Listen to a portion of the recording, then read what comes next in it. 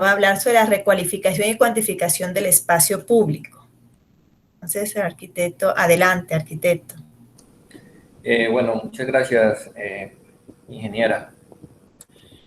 Arquitecto Andrés, ¿puedes dejar de compartir, por favor? Sí, señor, qué pena contigo. Listo. Vale, muchas gracias.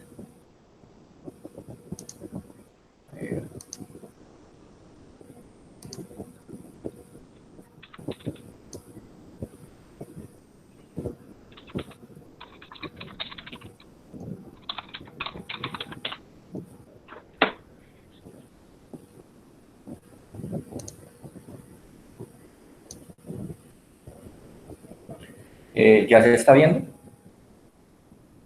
Sí, señor.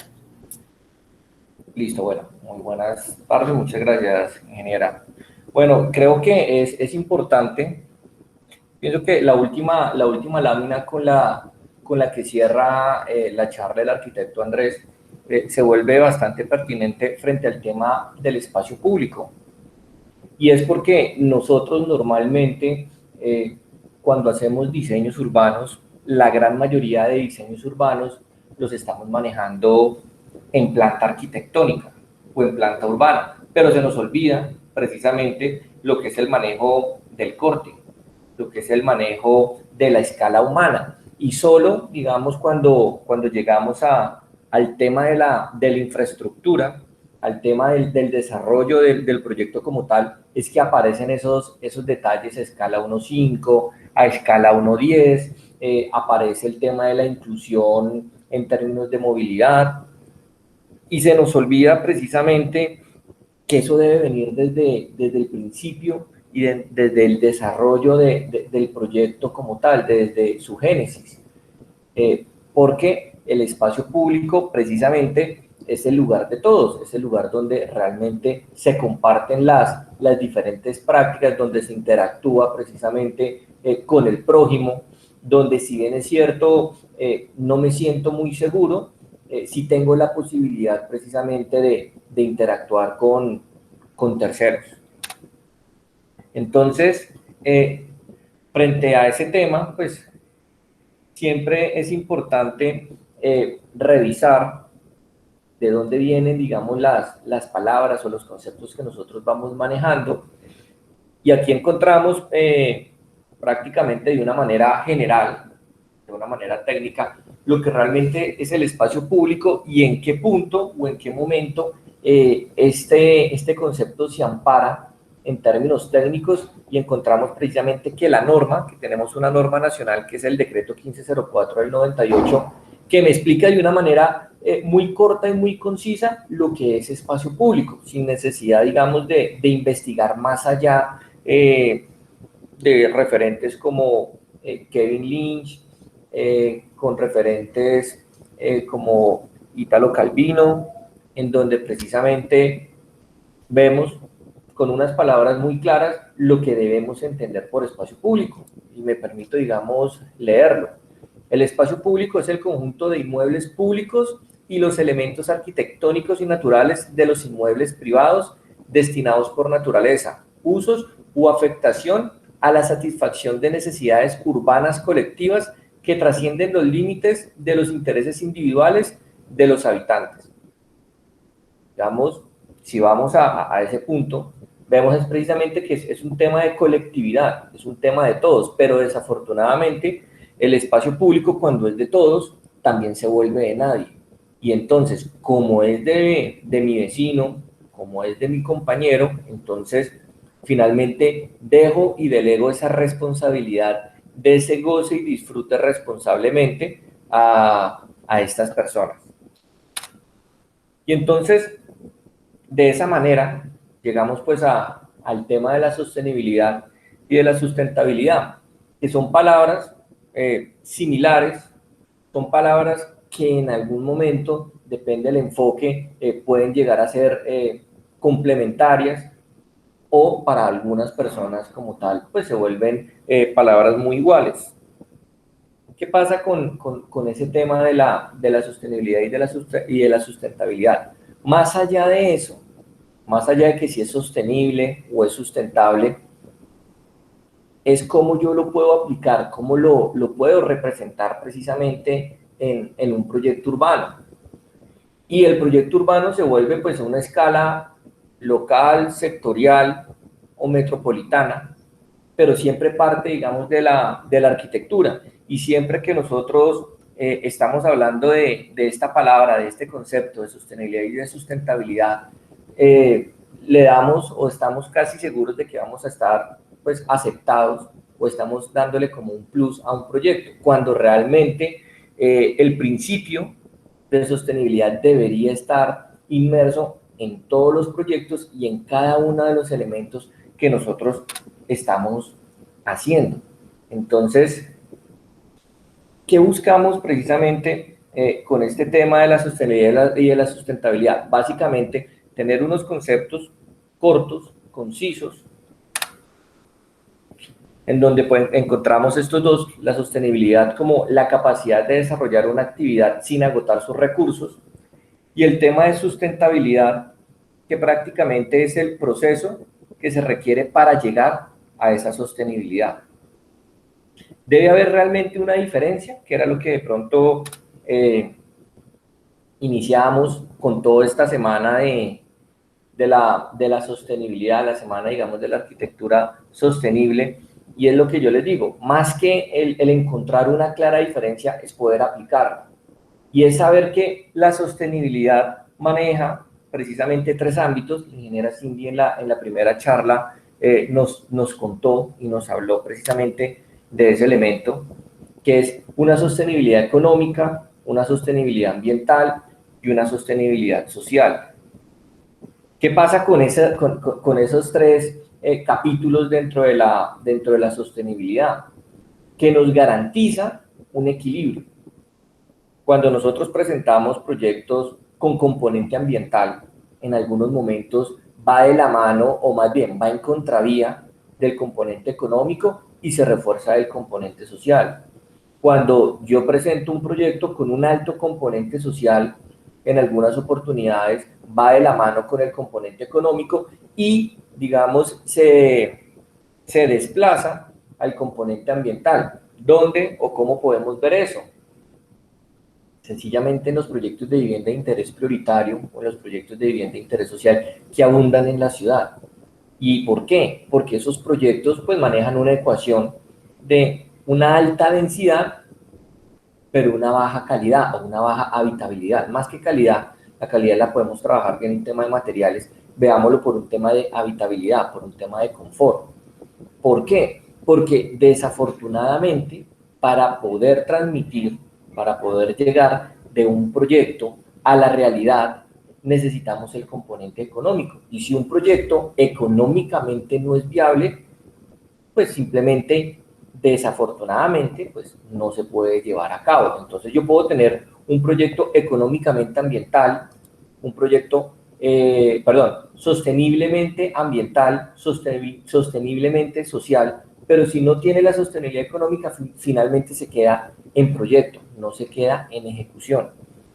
Entonces es importante siempre manejar esta ecuación y a partir, digamos, de las nuevas tecnologías, de la última revolución industrial, vamos creo que ya en la cuarta o quinta revolución industrial, aparece pues un tema de la domótica, y la domótica va muy de la mano con elementos de confort, con elementos de comunicación, con un tema de gestión energética y también con un tema de seguridad. Esto lo que busca simplemente, ¿qué es? Tener un equilibrio.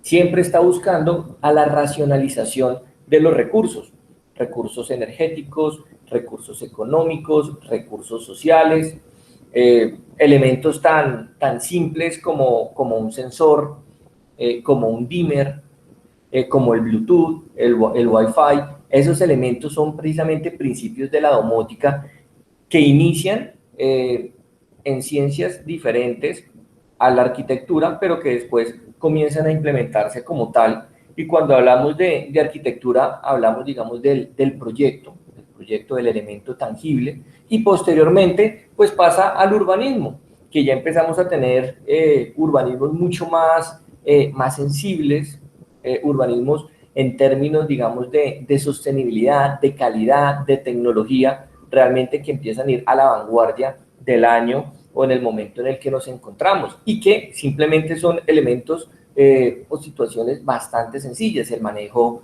de la energía solar, el tema del sonido, el tema de la electricidad sustentable, el tema de los trenes de suspensión magnética. Ese tipo de elementos precisamente ayudan al desarrollo precisamente de una comunidad.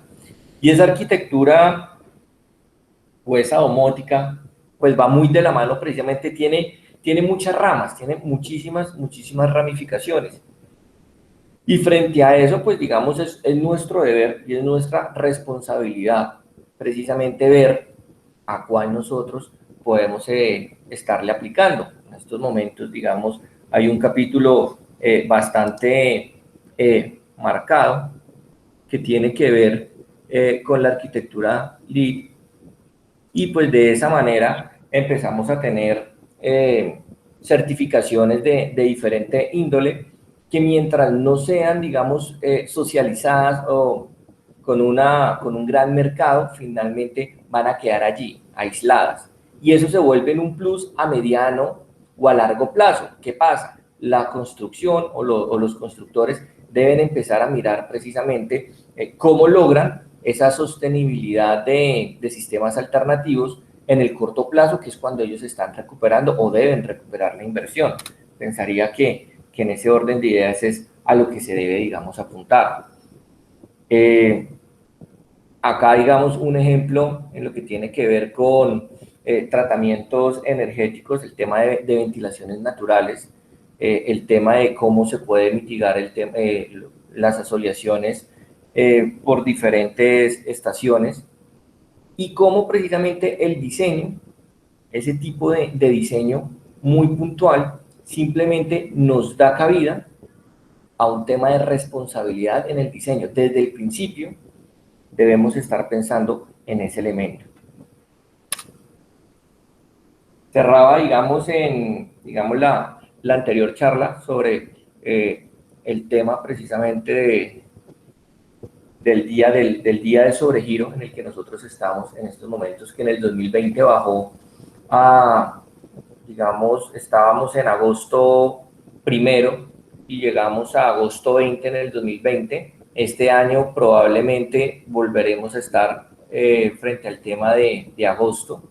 ¿Y eso qué significa? Simplemente la cantidad de consumo de los recursos naturales que se está tomando a nivel internacional de un año al otro. ¿Qué significa? Que los recursos que nosotros tenemos en el año 2021 se van a agotar en agosto, y a partir del siguiente mes o el siguiente día estamos tomando los recursos naturales del año siguiente. ¿Y eso qué significa? En estos momentos, de 1970 al 2020, entonces ya nos estamos consumiendo más de los recursos de una tierra y media, y eso pues se vuelve bastante crítico. Y esos recursos naturales precisamente están dentro de la estructura ecológica principal. Esa estructura ecológica principal son los bosques, son los ríos, son los lagos, son los árboles, son los parques, es todo ese componente verde que nosotros tenemos a nuestro alrededor y que hace parte precisamente del espacio público. Y entonces ese espacio público, cuando nos concentramos en el tema estrictamente urbano, encontramos pues dos características, unas características cuantitativas y unas características cualitativas. Esas características cuantitativas básicamente son condiciones tangibles, condiciones racionales, son medibles, fácilmente medibles, muy objetivas, y pues encontramos, digamos, unas condiciones: el tema de metros cuadrados de espacio público, el tema de metros lineales de espacio público, el inventario de los elementos constitutivos del espacio público, y todo eso va dentro de una condición cuantitativa. Cuando hablamos de los elementos constitutivos del espacio público, hablamos de andenes, hablamos de mobiliario, hablamos de separadores, hablamos incluso de los árboles, de las extensiones comerciales, de todo eso que perfectamente yo puedo coger con una hoja e ir contando. Pero también hay otro elemento u otra característica que es la característica cualitativa. Y entonces esa se vuelve un poco más subjetiva, más motivacional, pero que de una u otra manera se vuelve tan importante como la cuantitativa. Y entonces esa característica va prácticamente en términos de percepción, tema de calidad, de color, de olor, de cómo precisamente yo vivo o convivo ese espacio público a través de mis sentidos. Y entonces al ser complementario a la característica cuantitativa, perfectamente entonces esto se vuelve un tema de retroalimentación. Entonces cuando yo hago una caracterización de territorio, yo caracterizo cuantitativa y cualitativamente. Y para yo caracterizar ese territorio en términos cualitativos, lo tengo que vivir. Y el vivirlo me genera a mí unos mapas precisamente con una elaboración propia que me da el soporte que de pronto de una manera muy fría lo encuentro con esas condiciones o con esas características cuantitativas. Aquí vemos precisamente un promedio del espacio público por habitante en las principales ciudades de Colombia. Esto fue de la Universidad Autónoma de Bucaramanga. Y pues normalmente, esto es del 2015, en donde aparece la ciudad de Bogotá en un tercer lugar y aparece Cartagena casi llegando a los 8 metros cuadrados por habitante. En donde acá el índice de la Organización Mundial de la Salud habla de 15 metros cuadrados que va de la mano con el decreto nacional. ¿Qué son 15 metros cuadrados por habitante de espacio público? Si ustedes revisan en un tema de área, estamos hablando que es casi el tamaño de la sala y el comedor de una casa o de un apartamento convencional. Y si miramos los valores que tenemos acá, 2 metros, 3 metros, 1.75, significa prácticamente que yo doy un paso a la redonda y esa es la cantidad de espacio público que tengo en estos momentos en la mayoría de ciudades colombianas. Ibagué está llegando apenas a los 2 metros cuadrados por habitante. Entonces es un tema crítico y entonces uno dice, no, lo que pasa es que las grandes ciudades no tienen la posibilidad de tener espacio público, pero si vamos a Buenos Aires, a Sydney, a Nueva York, a Curitiba, son ciudades que sobrepasan incluso la media internacional, que no son 15, sino son 30 metros cuadrados de espacio público. Entonces uno dice, venga, algo está pasando, algo pasa precisamente con la manera de ¿qué? De poder apropiarnos del espacio público. ¿Por qué? Porque lo primero que tenemos que hacer es identificar, o cómo poder identificar la manera en la que yo capto espacio público, la manera en la que yo puedo vincular esos metros cuadrados adicionales que se van disminuyendo año tras año, precisamente porque las ciudades van creciendo. Entonces, si nosotros vemos, Bogotá en estos momentos oscila en 8 millones de habitantes, hace 30, 40 años tendría la mitad de habitantes, y hay que mirar precisamente la línea progresiva de la cantidad de parques y zonas verdes que se ha, digamos, trabajado en ese tiempo. Y en la gran mayoría se ha visto que se ha disminuido ese déficit cuantitativo. Desafortunadamente, lo que estamos viendo acá es un tema de déficit cuantitativo, más no cualitativo. ¿Cualitativo qué es? Cuando yo diseño el espacio público, cuando ese diseño se vuelve pensado. Y entonces aparece precisamente uno de los elementos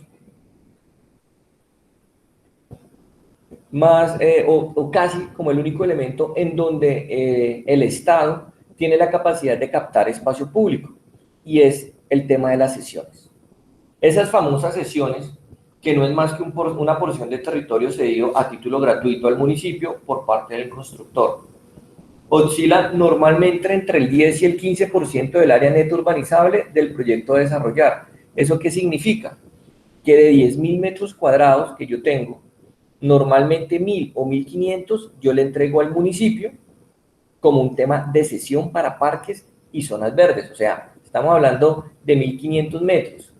Y si van a vivir 10.000 personas, o si digamos normalmente en una hectárea, han habido, digamos, ejercicios en donde la vivienda que se desarrolla es una vivienda en altura y tienen la osadía de poder proyectar normalmente 700, 800 apartamentos, en donde la conformación del grupo familiar oscila entre las 5 y las 6 personas. Estamos hablando de 4.800 personas. En 1.000 metros cuadrados, ni siquiera nos está dando la posibilidad de tener 1 metro cuadrado. Casi que estamos hablando en ese ejercicio de menos de 50 centímetros cuadrados por habitante. O sea que realmente la ecuación no corresponde de esa manera. Y decir, no, entonces vamos a sacar sesiones del 50% para que realmente, digamos, tengamos esa vinculación del espacio público para la ciudadanía, pues tampoco nos va a funcionar. ¿Por qué? Precisamente por la primera herramienta, por el primer instrumento que vimos que correspondía al tema estrictamente de la sostenibilidad económica. Entonces, frente a eso, ¿qué nos queda? Nos queda precisamente buscar esos instrumentos y esas herramientas para poder vincular más espacio público. Y el espacio público no es comprar lo que de pronto en algún momento algunas administraciones han hecho, y es que compran zonas de reserva en los bosques y en las montañas, que si bien es cierto es muy bueno para el tema de la reforestación, pues no es un área útil, efectiva para poder trabajar, máxime cuando esa escala de intervención de parques y zonas verdes tenemos dos: las locales y las urbanas. Las locales, que son para un disfrute inmediato, casi como del proyecto como tal, y las urbanas, que corresponden a la conformación de parques o de zonas metropolitanas, como digamos en Bogotá tenemos el Parque Simón Bolívar, o en la ciudad de Ibagué el Parque Deportivo, o en Neiva como el Parque La Rebeca. Entonces, teniendo digamos, esas características y el saber que todo proyecto que sea urbanizable, no urbanizado, está en la obligación de hacer sesiones de parques y zonas verdes y sesiones de equipamiento. Aquí, digamos, en esta charla como tal, pues no vamos a hablar de los equipamientos, pero cuando yo hago un centro de salud, cuando yo hago de pronto una estación de policía, cuando yo hago cualquier uso institucional, eso debería estar dentro de una zona de cesión. Yo no debería tener un lote en donde diga, acá yo voy a desarrollar el centro de salud. ¿Por qué no? Porque es que el municipio tiene la posibilidad de tener terrenos en donde yo puedo desarrollar esos equipamientos. Pero ¿qué pasa? Muy probablemente el constructor dispone de esas tierras en la peor localización. Entonces, no solo tenemos un déficit cuantitativo, sino cualitativamente hablando, esas zonas, pues, digamos, no son, o son más bien poco atractivas. Y entonces deja como que la misma norma vulnera los derechos precisamente del goce y disfrute del espacio público. Ahora, eso no significa que dentro de la estructuración de un proyecto no se tenga en cuenta o no se deba tener en cuenta esas condiciones o esas herramientas. Considero de que así debe ser. Y es por eso que de una u otra manera vamos a ver acá unos instrumentos, o vamos a nombrar unos instrumentos para llevar a cabo paso a paso una lectura territorial que me permita una sostenibilidad en términos técnicos que va muy de la mano con el componente económico, y sabiendo que el componente ambiental se vuelve un elemento estructurante del mismo. Entonces, dentro de esos instrumentos de planeación, a nuestro proyecto articulador, tenemos el mayor, el que tiene, digamos, un mayor nivel de escala, que es el PEM, los planes especiales de manejo patrimonial, que están incluso por encima de la norma municipal, que es el plan de ordenamiento territorial. Posterior a ese, tenemos planes maestros, tenemos planes parciales, tenemos operaciones urbanas y tenemos unidades de actuación. Diferente, o sea, una unidad de actuación es diferente a una unidad de actuación urbanística. Recordemos que las unidades de actuación urbanística son las etapas de desarrollo del plan parcial. Y la unidad de actuación básicamente es el proyecto puntual o el urbanismo puntual que puede tener cualquier proyecto de manera individual.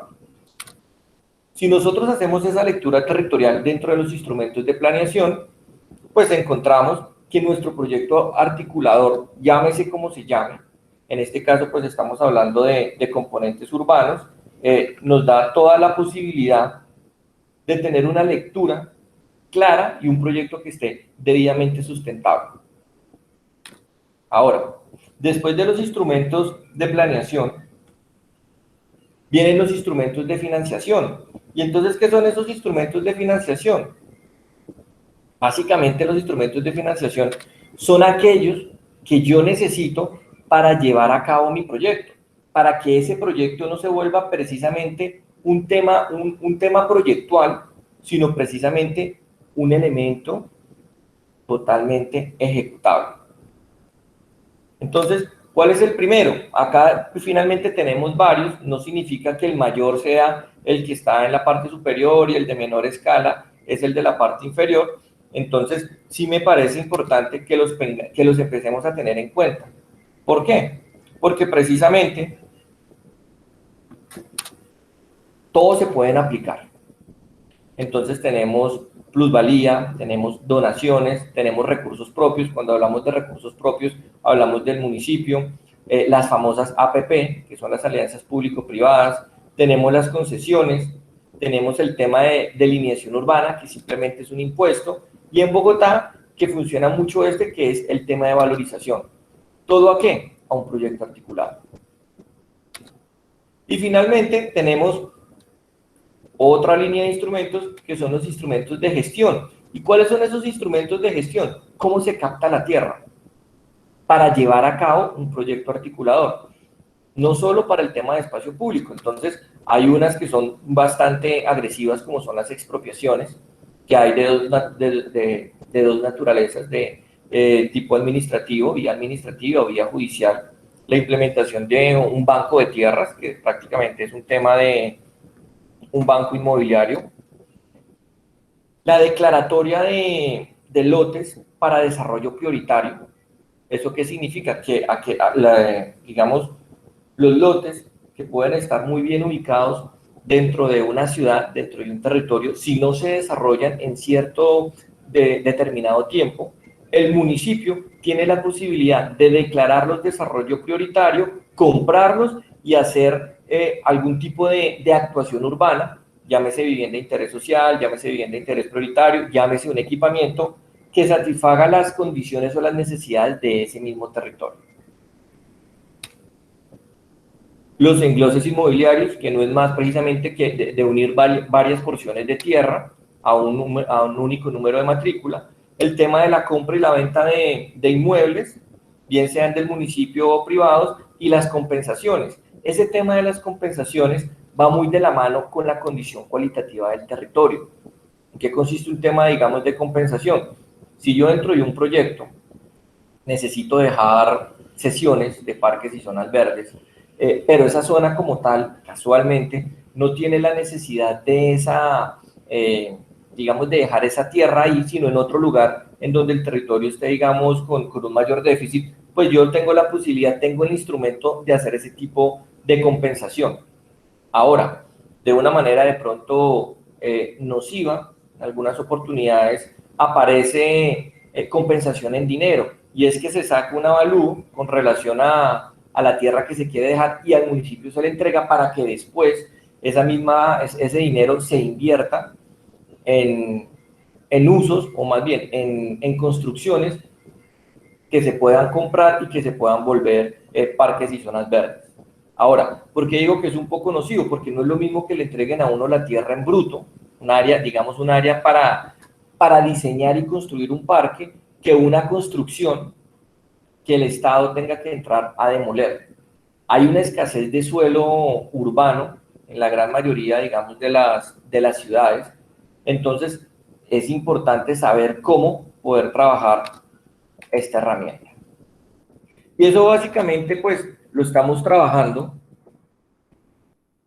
bajo la figura del urbanismo o del urbanista. Entonces, no necesariamente el urbanista es un arquitecto. El urbanista es una persona que tiene la capacidad de articular diferentes profesiones, como los mismos arquitectos, los sociólogos, los economistas, los ingenieros, los paisajistas, los agrónomos, etcétera, etcétera, etcétera. ¿Para qué? Para que este elemento que vemos acá, este proyecto articulador, responda a lo que vimos inicialmente en una creo que en la tercera diapositiva, el tema de la sostenibilidad. Un proyecto articulador es un proyecto integral. Y es de esta manera que uno puede llegar a caracterizar precisamente el territorio a partir de fuentes propias, a partir de los recorridos que uno empieza a trabajar o que puede manejar. Tenemos ahí un área de estudio. Empezamos a ubicar precisamente unos recorridos que van clasificados de acuerdo a los usos. Entonces tenemos actores en el sector, digamos, esto es un ejemplo, cerca del cementerio central en Bogotá, en el sector de la calle 24 y calle 26, en la localidad de Los Mártires, un estudio que se desarrolló ahí que me pareció bastante pertinente trabajar. Y entonces dentro de la misma zona, vean los recorridos. Entonces tenemos el tema de la academia, por donde recorre, la parte comercial, por donde está, incluso cuáles son esas zonas de influencia o esos horarios de influencia que tiene estos actores. Y los llamamos actores porque son los que disfrutan y los que recorren el territorio, trabajado frente a una base cartográfica, pues bastante sencillo, y vamos precisamente alimentando esa caracterización territorial. Si vemos, esto no es una caracterización cuantitativa, estamos hablando de cualidades. ¿Cuáles son las cualidades? Las que el territorio como tal me está ofreciendo a esos actores. Y dentro del espacio público, dentro de esa cuantificación y esa cualificación territorial, aparece un actor que es muy, muy importante, que es el informalismo. En todas las ciudades del mundo, siempre hay comercio informal, siempre va a haber, pero depende de las prácticas culturales, medir o definir la intensidad de los mismos. Desafortunadamente, en un país como el de nosotros, en donde el desempleo pues tiene unos índices bastante elevados, la informalidad se vuelve una opción de vida, y más si la informalidad se vuelve precisamente lucrativa, rentable o estable. En este caso, se había hecho un estudio de cómo había avanzado el comercio informal desde el año 2007 al 2025, y pues es claramente, digamos, palpable e identificable que donde yo tengo equipamientos, tengo comercio informal. Siempre es una condición, y adicional a eso, me devuelvo, los recorridos, cuando yo manejo el tema de comercio, la informalidad está. Entonces, si nosotros nos devolvemos a la anterior lámina, encontrábamos que este recorrido, digamos, de la parte comercial, pues vean que está agrupando la mayor cantidad de comercio, de informalidad en esta zona. A partir de ahí, pues se pueden trabajar diferentes modelos de ocupación de territorio, del interior al exterior, del exterior al interior, o un modelo central, que se pueden diseñar o que son diseñados precisamente por la persona que está tratando de mejorar y de plantear ese territorio. Y entonces aparece un tema que es el de la cantidad versus la calidad. ¿Será que yo necesito más espacio público o será que el que yo tengo lo debo dotar? Lo ideal sería más espacio público con calidad. Pero si realmente, dadas las condiciones y las características de nuestras ciudades, en vez de tener más cantidad, habría que entrar a dotar lo que en estos momentos se tiene. Y acá pues vemos, esto es un ejemplo del Parque de La Paz, ubicado en la 20 con Quinta en la ciudad de Ibagué, y un proyecto de recuperación del mismo espacio, de una recualificación. El área, los metros cuadrados, el área de intervención sigue siendo exactamente la misma, pero quedó dotado, se dotó cuantitativamente de unos elementos constitutivos del espacio público, pero a su vez se recualificó. Entonces, el ambiente, cuando estábamos hablando de esas condiciones subjetivas y perceptivas, que va de la mano con nuestros sentidos, inmediatamente cambia. No es lo mismo estar en un espacio frío que en un espacio cálido. No es lo mismo estar, digamos, en nuestro apartamento que estar a medianoche en la calle, en un lugar totalmente oscuro. Eso mismo, ese tipo de sensaciones, me las produce el espacio público. Aquí un ejemplo de imágenes bastante similares, pero con desarrollos diferentes. Encontramos el mariposario en la ciudad de Calarcá y el orquidiario en la ciudad de Ibagué. Entonces, cantidad, mismo tamaño o tamaños bastante similares, pero la condición cualitativa pues mejora muchísimo en el tema, digamos, de Calarcá. Máxime cuando, digamos, empieza a tener una connotación más regional o más nacional. En el caso, digamos, de Ibagué, se vuelve incluso, no alcanza a llegar a ser urbano, sino tiene unas características más locales. Cantidad, esto es un fotomontaje de la ciudad de Madrid, en España. Entonces, la misma función de una manera mucho más eficiente. Cantidad versus calidad. Entonces, todo eso se puede enmarcar dentro de unas condiciones o un modelo territorial en donde lo podemos ver, un estado de pronto que no tiene digamos, problemas de planificación, individualismos, ese tipo de situaciones siempre conllevan al caos. Pero precisamente en el momento en el que uno cambia esa perspectiva, esa condición, tenemos la posibilidad de invertir la balanza. Entonces, ¿cómo? Con estrategias, con planificación, con políticas de Estado. Eso finalmente le da la posibilidad a la administración, al distrito, a la alcaldía, gobernación, como de pronto lo queramos llamar, precisamente de tener herramientas de hecho y de juicio para poder mejorar el espacio público y las condiciones del espacio público. Todo eso, dentro de una relación sistémica, aparece con componentes económicos, con componentes sociales, con componentes físicos, con componentes ambientales, con componentes culturales, que están totalmente relacionados entre sí. Y vean que aparece dentro de esos imaginarios el miedo, el gueto, el deterioro, la baja calidad de vida, la inseguridad. Son condiciones que se vuelven en algún momento perceptivas, pero los observatorios las tratan de cuantificar. Entonces, todo esto, todos estos elementos van precisamente dentro de una caracterización cuantitativa y cualitativa. ¿Y cuál es el remate de eso? Pues finalmente es un tema de caos. Aquí, dos imágenes de dos personajes que casualmente no son arquitectos. Uno es abogado y el otro es ingeniero. El de la izquierda es el barón Haussmann y el de la derecha es el ingeniero Ildefonso Cerdá. Los planificadores, digamos, de la ciudad moderna. Ildefonso Cerdá, con su plan de ensanchamiento de Barcelona, y el barón Haussmann, con su plan de ensanchamiento de la ciudad de París. Tuvieron cualquier cantidad de críticas por la manera tan abrupta, más que todo Haussmann, de intervenir patrimonialmente el territorio.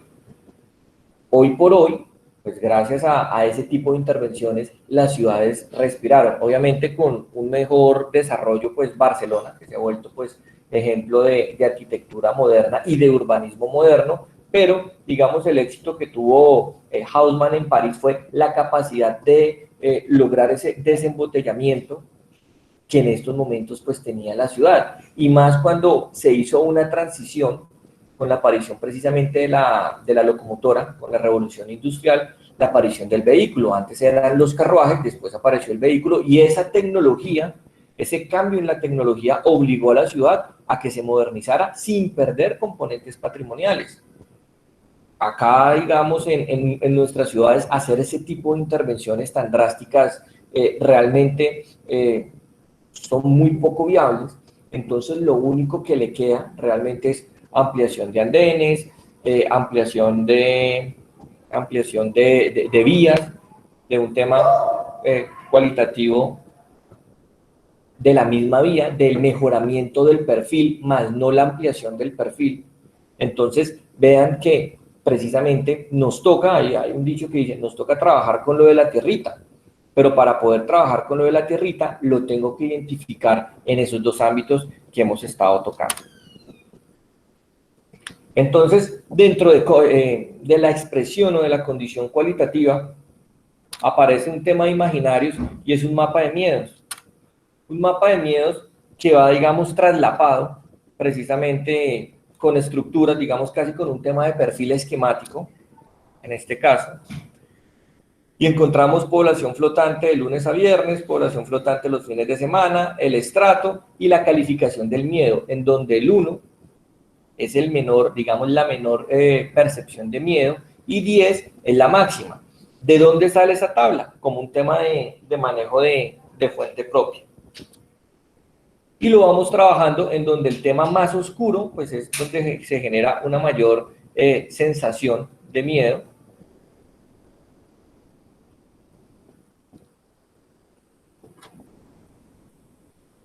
Y empezamos a hacer los diferentes cruces.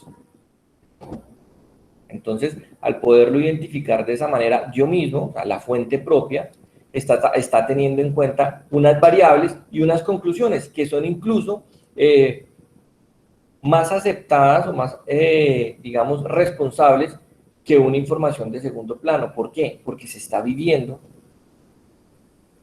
el territorio. Y esa vivencia territorial es la que genera las pautas de diseño. Por eso la calidad, o más bien la cualidad, tiene que ir siempre de la mano de la cantidad.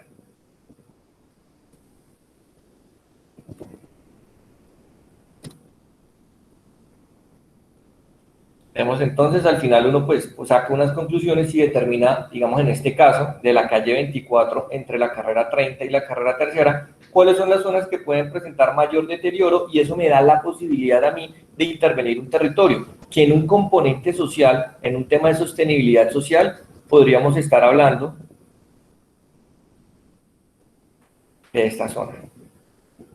Que casualmente, digamos, para los que viven en Bogotá, en el sector de los Mártires, lo que tiene que ir de la avenida Caracas a la carrera 17, que hay una zona de tolerancia, digamos, genera algún tipo de intervención. Y esas intervenciones, pues precisamente, deben ir de la mano con la comunidad, a través de encuestas, a través de infografía, a través precisamente del recorrido de la misma zona. Y aquí se extrajo una condición precisamente, la condición actual de la zona, en donde aparecían unos parques precisamente en la 24 y en la 30, y también en la carrera tercera. Pero en las otras zonas no habían parques. Entonces, dentro de la propuesta de recuperación de la zona, se planteaba en su momento esa aparición de nuevos espacios de pulmones. ¿Para qué? Para que la gente se sintiera libre, para que la gente tuviera la posibilidad de no sentirse totalmente como en una cárcel, como encapsulado, que es mucho de los problemas que nosotros empezamos a tener en estos territorios, precisamente por la falta de espacio público, por un déficit cuantitativo del espacio público.